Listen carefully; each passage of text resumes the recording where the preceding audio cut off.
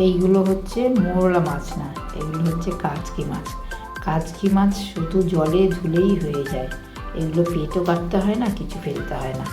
নুন হলুদ, নুন মাখাইনি, হলুদ মাখিয়েছি।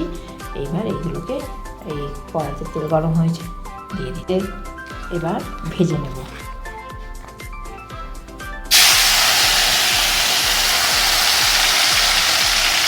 অল্প অল্প করে ভাজবো, অনেকটা মাছ তো তাই দুবারে ভাজবো।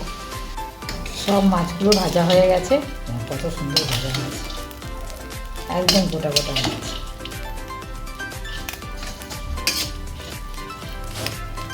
মাছগুলো বেশ সুন্দর করে ভাজা হয়ে গেছে, এবার তুলে নেব। কড়াতে মাছ কটা রেখে কড়াটা ঠান্ডা করতে রেখে গেছি, কারণ এটা ফ্রিজে রেখে দেবো এখন।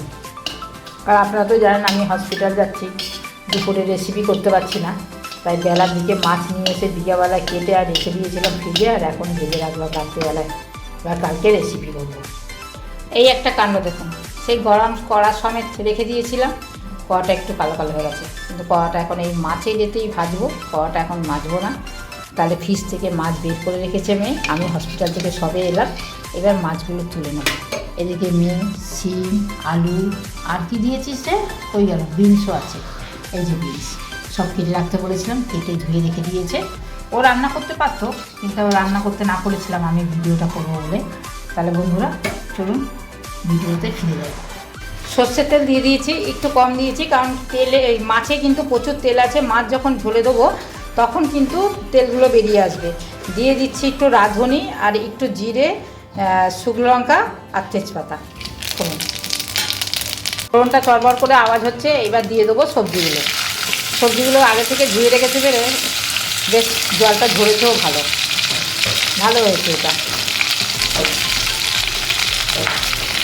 এবার সবজিটা একটু ওলট পালট করে দেবো, পুরো সবজিটা।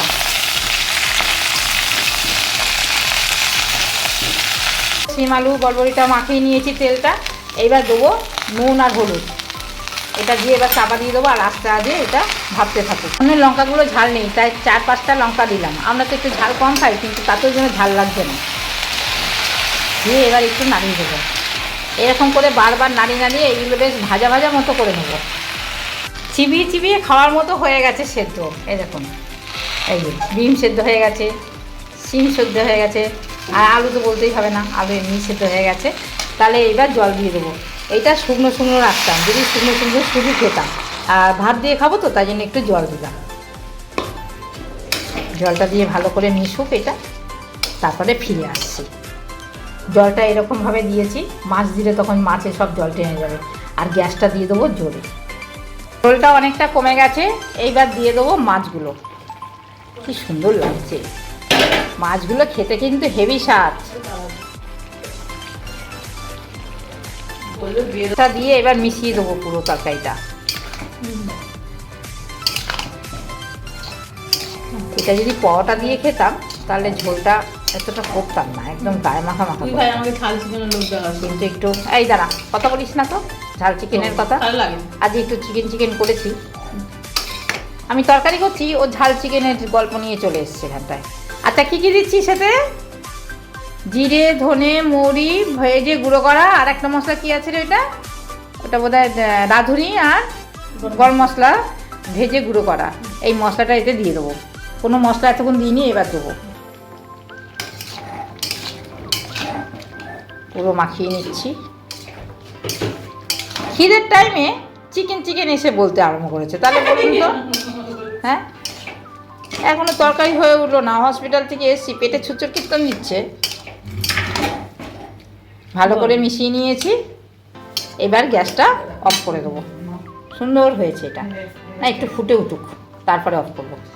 যা সুন্দর রান্না হয়েছে, গন্ধটা হেভি সুন্দর বেরিয়েছে।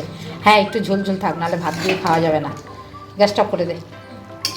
খুব সুন্দর গন্ধটাও খুব সুন্দর বেরিয়েছে। এই মাছ খেতে তো এমনিতেই স্বাদ। 3:30, এবার ছেলেকে ভাত দিয়ে দিলাম, গরম গরম ভাতের সঙ্গে তরকারি দিয়ে দিচ্ছি।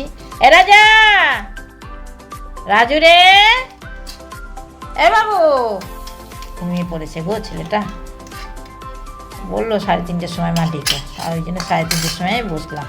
তাহলে বন্ধুরা আমিও নিচ্ছি, ছেলেটাকেও নিচ্ছি, দিচ্ছি। রাজু রে আয়, ভিডিও করা ছবি তোলা সব হয়ে গেছে আমার, তাতেই আয়, খেতে দিয়ে দিয়েছি। 3:30 বাজে বাবা, চলে আসো। তাহলে বন্ধুরা আসি, আমরা খেতে বসে গেলাম। এদিকে ছেলে মেয়ের পাতেও আবার একটু দিয়ে যাবো। মৌরে আয়, চলে আয়। গন্ধটা কিন্তু দারুণ বেরিয়েছে। তাহলে আসি, টাটা, বাই বাই। সবাই ভালো থাকবেন, সুস্থ থাকবেন, সাবধানে থাকবেন। টাটা, তাড়াতাড়ি আয় বাবাই। বাবু খেয়ে নে। দেখি আমি একটু খেয়ে দেখি কেমন হয়েছে।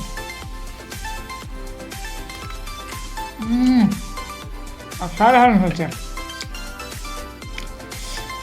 আপনারা এইভাবে রান্না করে বুঝতে পারবেন যে কোনো মশলা দিল না, অথচ খেতে ভালো লাগলো। এই মাছটা স্বাদটা মোগলা মাছের থেকেও বেশি। দারুণ খাবার।